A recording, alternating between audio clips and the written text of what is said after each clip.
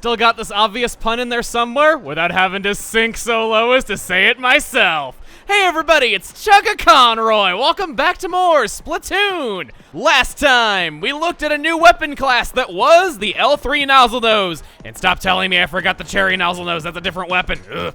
Anyway, this time, we find ourselves back in Inkopolis Plaza because, okay, it's technically not next in unlocking order. It's the weapon after what would be here. But we're gonna mess with the order a little bit because this is a particular case where both kits of a weapon are liked, and I thought it would be right for us to have a guest for this once again, and I thought it'd be kind of weird if we had guest, not guest, and then guest again. So, here we are. Introduce yourself. I'm back! Oh boy. Hey everyone, it's Masano once again. Don't you mean hey guys? Okay, thanks for correcting me on my own intro. Hey guys, Masano here. I mean, it is a step up from having to correct you on your own name from last time. Shut up. As we have a guest today, we're not going to have any story progress whatsoever, so if you must know the exciting answer to what happens to Captain Cuttlefish, you won't be finding out on this exciting episode of Dragon Ball Z or whatever. Sorry, guys. So, no story progress here today whatsoever. We're just going to get straight into the weapon of the day, which is the carbon roller. Other than the arrow spray, this is probably the weapon I was getting asked about the most. So, I shall answer your call and channel my Mexican heritage roots and tell you all about Roller al Carbon. As a quick comparison, the carbon roller has the best mobility and speed of any traditional roller, but it cannot one-shot by running someone over and instead does 70 damage with its roll. This may seem like a huge downgrade from other rollers, and yeah, it is a point that I weighed against the ink brush, but it's made up for a lot here. Its movement speed is great, and its ability to kill is unparalleled. Yeah, that means it has the fastest kill time of any roller. When playing, it's most important to be sneaky, either by playing defensively or by being tricky and unpredictable in movement. Whatever gets you in place to flank an enemy or attack from behind, you do it. Charging directly at an enemy wielding almost any weapon is, well, straight up suicide. It can be frustrating for some, as quick reflexes are necessary when playing it. It may come off as a very limited weapon, but it's anything but. That brings it into the crutch that makes this set as great as it is: burst bombs. It's a way to keep moving because they can instantly check around corners, and they do give you better mobility, sure. But in this set, remember that a burst bomb's direct hit is 60 damage, and your roller flick does anywhere from 25 to 125 damage, while the roll does 70. This is a dangerous combination. A direct hit from a burst bomb and a slightly off hit from the roller flick is a kill. One burst bomb and then running someone over is a kill. Doing either in reverse is a kill. Two direct bombs is a kill. You get it. It's a great combination that more than makes up for the lack of a one-hit roll. It's also effective to throw a burst bomb during an approach so you'll hit the enemy with a movement penalty and make it easy to line up for your roller flick. This is one of the few weapons in the game to also benefit from burst canceling. I would consider this weapon to be the assassin already. It is such an effective killing weapon. And you know what else? We're not even done yet with all the positives, because its special is Inkzuka. Your way of dealing with pesky snipers, flushing out long hallways, or just using it to make a path for you to swim through later, even if you miss with the Inkzuka. The fast movement speed combined with it being a roller means that you'll earn this very fast. Again, such a sweet combination. I love this thing.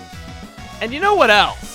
I'm sure that if you've never been experienced with the carbon roller before, you would think, oh, well, you know, the vanilla carbon roller is clearly the superior to whatever he's going to talk about next. Not so. Carbon Roller Deco. Unlike many other alts that have one choice clearly more popular than the other, believe it or not, this set gets played a lot too. I have a hard time picking which carbon roller is more well liked. Same stats of course, but let's get on to what sets it apart. Sub-weapon is the Seeker. It does anywhere from 20 to 80 splash damage, and a direct hit is an instant kill. In addition to giving another one-hit kill attack, the splash damage is a great complement to the carbon roller, making your indirect kills less easily mitigated with defense up. Of course, watch out for those jumping over them. Since the carbon roller is so short range, using a Seeker to swim behind it and set yourself up for an easy hit is really nice. Its special is Seeker Rush? Yeah, this is the only instance of this ever! You will not find the special anywhere else, entirely unique to the Carbon Roller Deco. It's what it says on the tin, unlimited Seekers for 6 seconds of base time. This is canned pressure. That sounds incredibly nerdy. Wow, why did I even say that? In nearly any situation, it'll push back whatever you don't want to deal with. It's also cheaper to activate than the Inkzuka on the other set by a whopping 40 points. On a slightly negative note, it is the worst bomb rush in terms of maximum number of bombs you can fire with one use at only 10. It's particularly helpful in that it covers so much turf at once if well placed. This is important not only in the last seconds of a turf war, but also in ranked. It's very easy to take control in splat zones, especially if you use this. When launching many of them to get lots of turf coverage fast, make sure to space them apart a little bit, because when you want them to ink turf, the opposite of their intended purpose, all of the Seekers being distracted by the same enemy is kind of a bad thing. Rollers might not be as ridiculously powerful as they once were, so it might be a little bit frustrating to get used to getting off the one-hit kill with a Carbon Roller, but between these two kits, your options are the ultimate assassin weapon with the fastest kills in the game, or a special weapon that you won't find anywhere else. Nobody would blame you at all for playing either kit over the other. I look like such a scrub. So you're playing the Squiffer? No! I don't mean the Squiffer's a bad weapon, I mean the Squiffer is cleaning supply, so you know, scrub? I know what you were saying. I'm shooting down your bad joke. Shooting down my bad Stop! Hey, while I'm at it. When an Inkling girl gets pregnant, where is the fetus on the body? Woo me!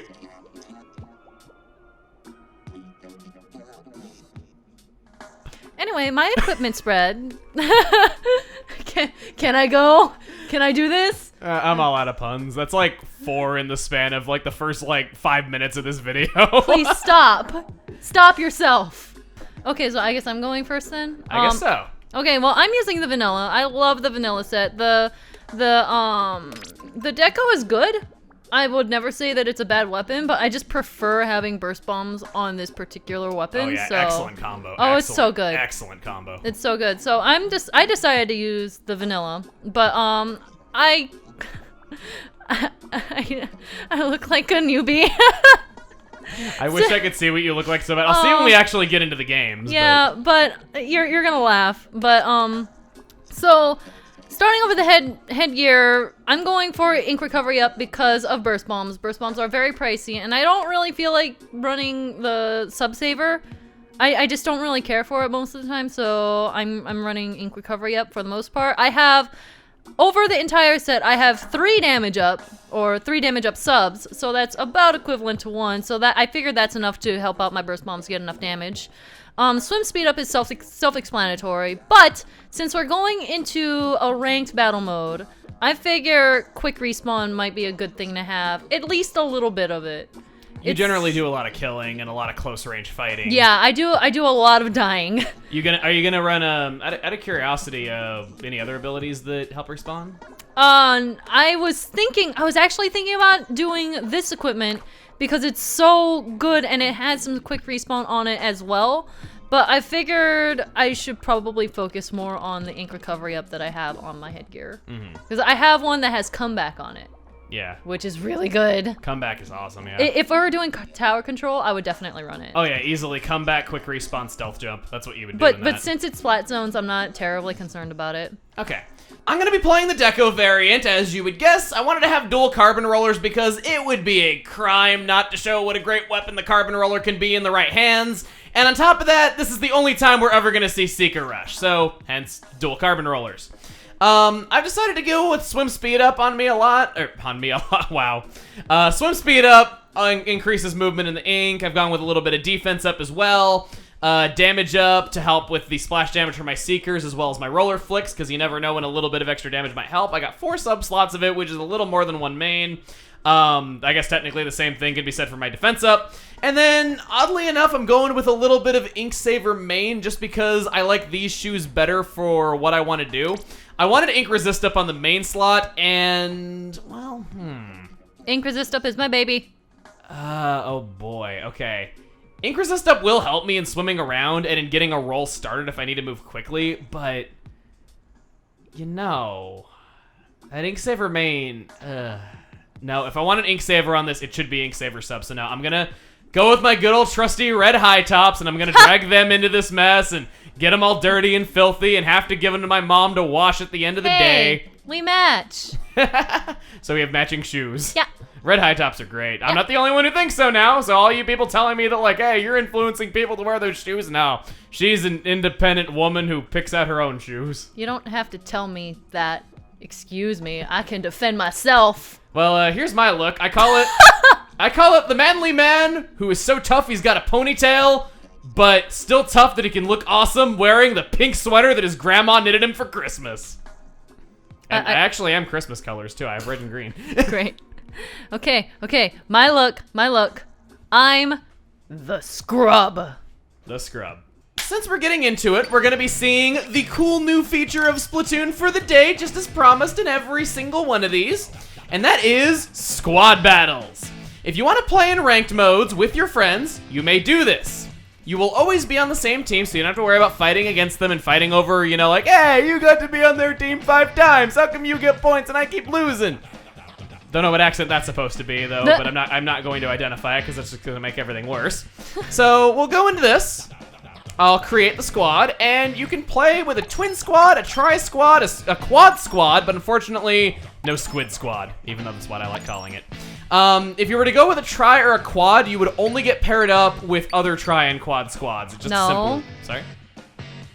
Sorry? If you have a tri squad, then you have a chance of pairing up with a quad squad. No, that's what I mean, is that the tri and quad squads are paired up in the same category. Oh, I misunderstood you. Okay. Maybe it's best that you were here because of my poor wording, though, but yeah. Tri and quad are grouped together, so if you're in tri, because there's not 3 doesn't go into 8 players evenly, you will end up fighting other quad squads just because there's not really anywhere to put you, but there is a 3-player mode there if you want it. That's why the tri squad is a little dongle on the quad squad. Yeah, and then a twin squad, you'll only end up with 3 other twin squads if you were to do that. So you will fight against other squads of players if you play this way, but if you're going to do the 3-player mode, even though it's technically there if you want it, good luck. It is a little risky.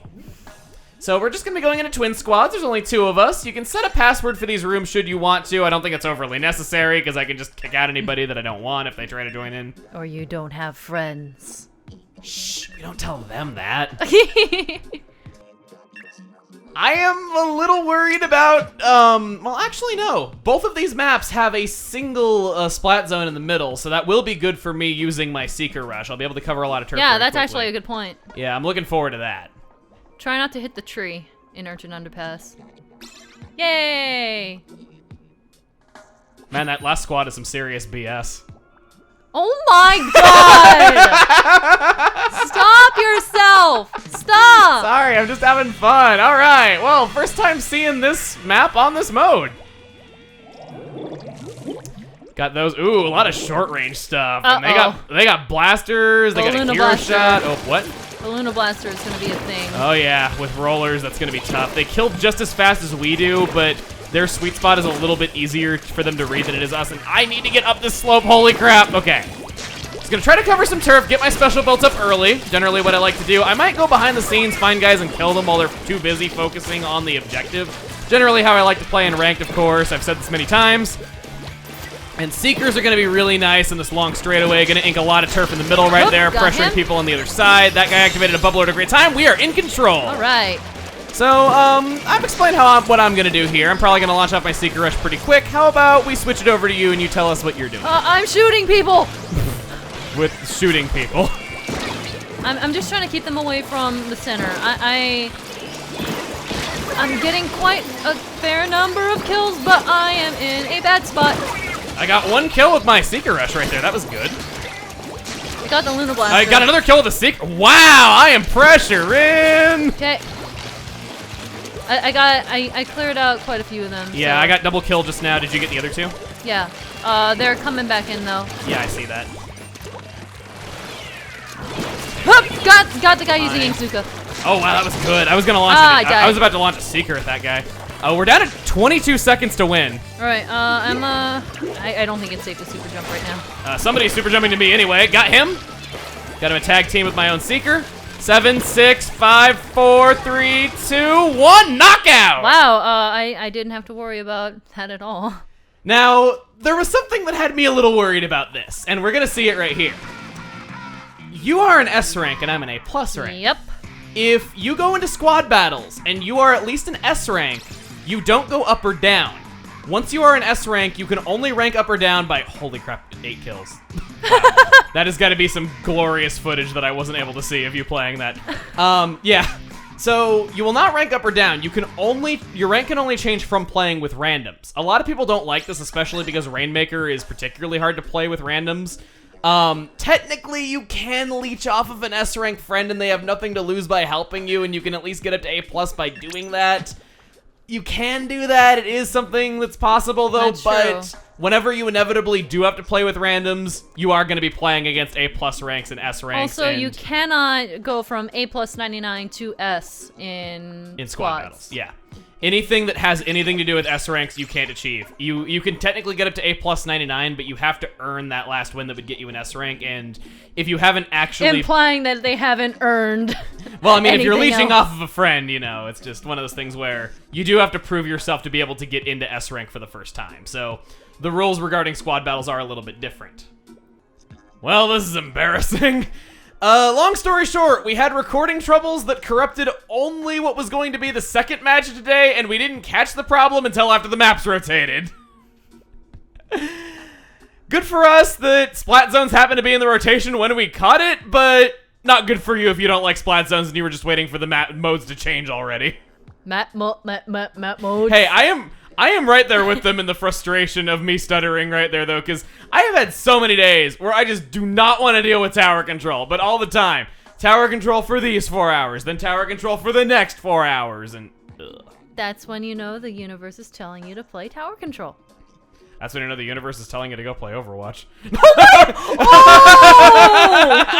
Oh! Okay, no offense to You don't even Splatoon. play Overwatch. No, I don't actually. Okay, if there's one thing I'd change about this game, it's being able to actually choose the mode you want to play. I understand the map rotations, because there are some maps that are less popular than others, and I get that, like, people like me would just never play Moray Towers if it weren't the case, though. But no, I wish you could choose at least the mode.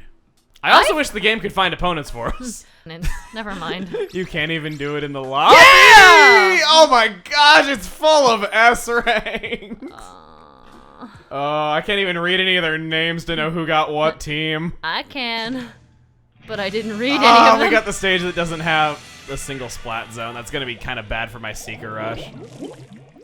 Nozzle Nose and a blaster, okay, and alright, they got all shooters, I think it was. I saw a 96 gal in there, a 52 gal, shouldn't be too bad, so let's go ahead and do this. I'm not sure if I want to defend the homeland or be aggressive on the other team. I always feel like I'm doing the opposite of what I should be doing, so... Oh, I got too aggressive. I guess I'll be defending the homeland. Oh, that's an aerospray? No, how did I think that was an aerospray? It's a .52 gal.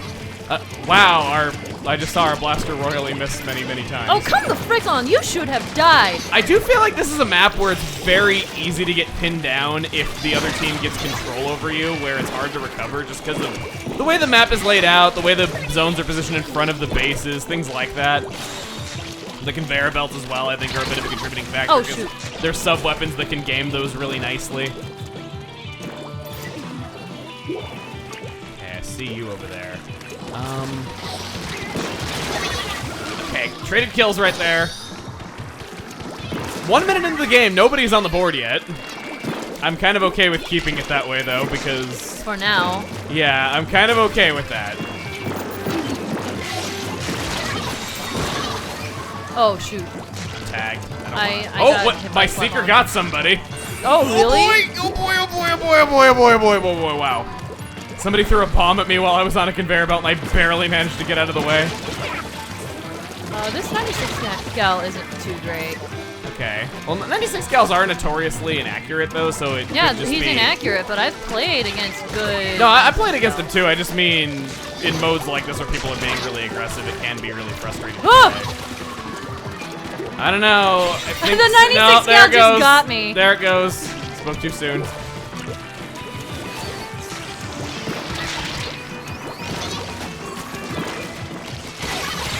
and then I screwed up. Jeez.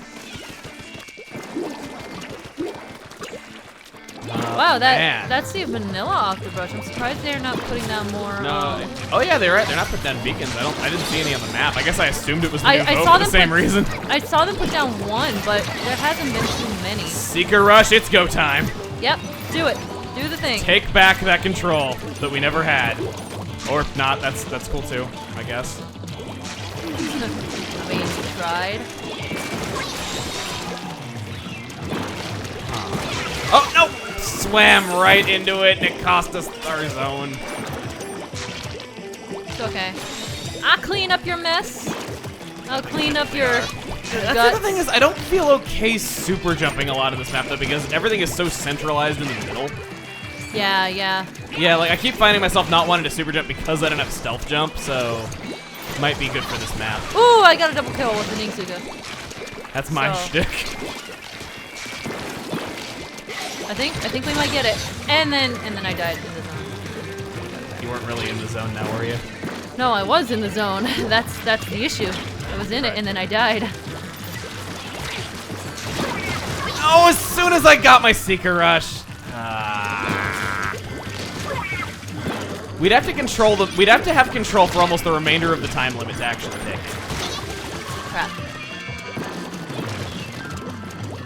I think we're in a position where once we get control, we would basically have to never lose it. Yeah, essentially. If we could score a point on them, that would be very nice. I don't think this map is the most accommodating for my weapon, though, which is kind of a problem. Yeah, that's a little bit unfortunate. Okay. Gonna launch a Seeker, gonna swim after it, get my instant reload, and now just spread Seekers all around their base. Get them going. I wasted like 2 of them there, though, but most of them got to go off. How did they color it back in that freaking fast? They got it back already? They already have their zone back. Wait. Okay. Ah! I'm doing stuff. I'm not like not contributing. It's just, wow, what is even happening here? Oh, Kraken! I see it. I see it. You got me with my own favorite thing to do with a Kraken. Where you used the point sensor on me. We have 24 seconds to score a point on them and then continue to score points for about a minute. Well, I mean, I've seen stranger things happen. Yeah, I have too. I'm not saying it's impossible, but it kind of is. Well, maybe at this point. Come on, somebody get an ink strike and launch it in like 5 different places. Believe in the heart of the cards. Nope. Not a single point scored. That was kind of. On the positive What side, happened even? On the positive side, because we get points for that? We survived the time, and it wasn't a knockout. I know that you do get bonuses for surviving X amount. No, we got nothing because we didn't score any points. Wow, that nozzle nose sucked butt. Ugh. That's what happened. So they were brown nosing? Oh my god. You said nozzle nose and sucking. Oh my god. I'm sorry. I'm very, very out there today. Well, okay. That was a thing that happened. I much like the match that we didn't get to show. Because we actually won that, if you couldn't tell by my rank being a little higher. Okay. No, not back in. I wonder what Judd'll have to say to me. I'm sure he'll be like, meow, you really sucked really terribly. Good try. Meow, the Inkzuka can splatter foes in a single shot, even from afar. Its shots will go over short walls, but won't hit foes right behind them. So if an opponent pulls one out, that's your cue to take cover. It's kind of more relevant to what you were doing.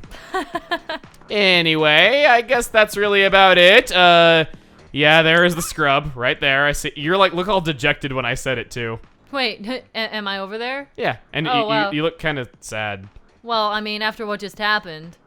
What are you throwing at me? We may never know what you were throwing in my face over and over again, but I guess it was nice having you anyway? I was throwing air at you.